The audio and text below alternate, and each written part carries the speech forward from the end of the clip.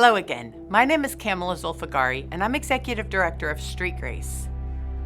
But prior to this, I was the state's Chief Human Trafficking Prosecutor. And more importantly, I'm a mother. So in this video, we're going to talk about how to talk to your children about sexual exploitation, online safety, and sex trafficking.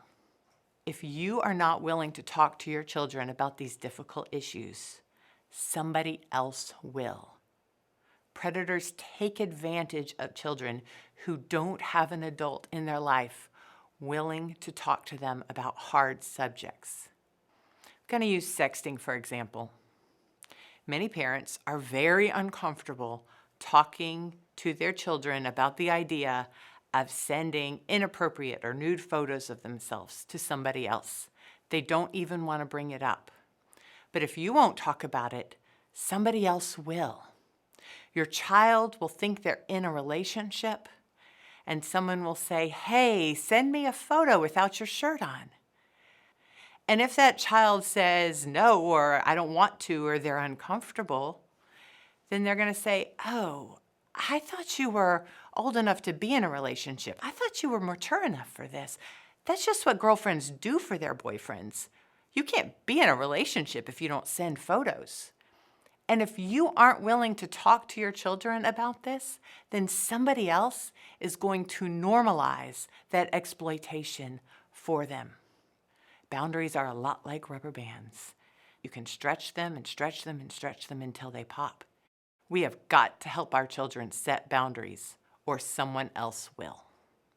One of the most common questions we get is when and how do we talk to our children about sexual exploitation?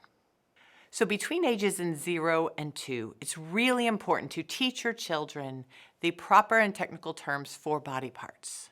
Use terms that let your children know they can be comfortable talking to you about body parts. It can also be very intimidating to an exploiter if he realizes when he touches that body part, that child knows the word and can tell somebody what happened. Then between ages of 2 and 5, we want to listen to the questions our children ask. They are developmentally ready to hear the answer to questions that they're able to form. Listen carefully, get clarification about what they're actually asking, and then you can answer that question. It's also a great time to start teaching their children about setting boundaries for their own bodies. Letting your child decide whether or not they give Aunt Edna a hug or a kiss.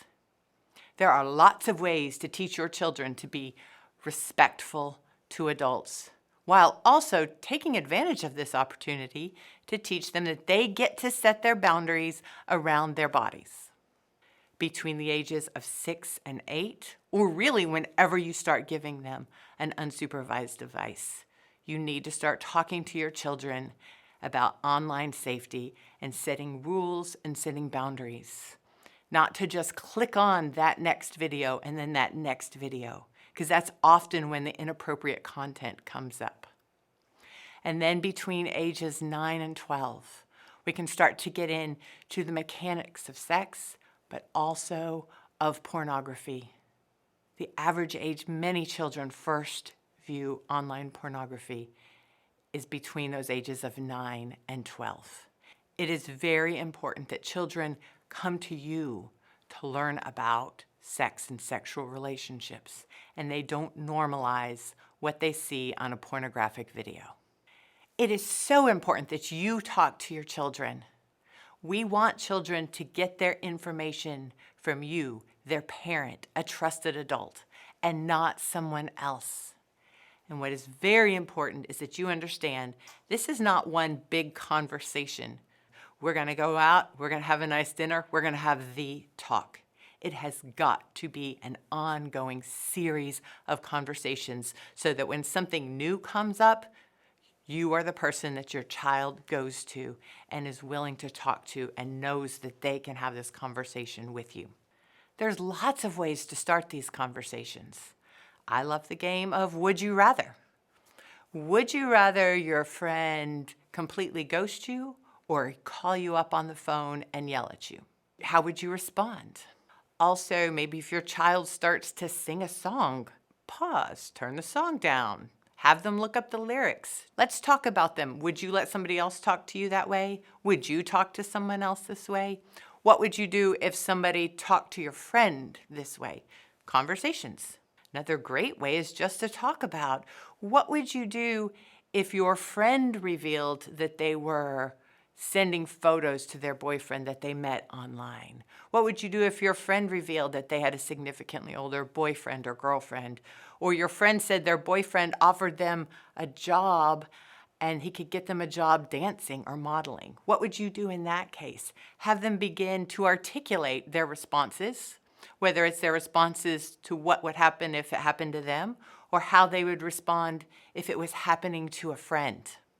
We tell children to tell a trusted adult when something happens, but we know that children usually first tell one of their friends, tell another child. So we have to also talk to our kids about when not to keep a secret. It's so important that you lead by example, and the example also of being willing to talk about these difficult subjects. It may be more important that your child is willing to come to you after they make a mistake than it is that they never make that mistake.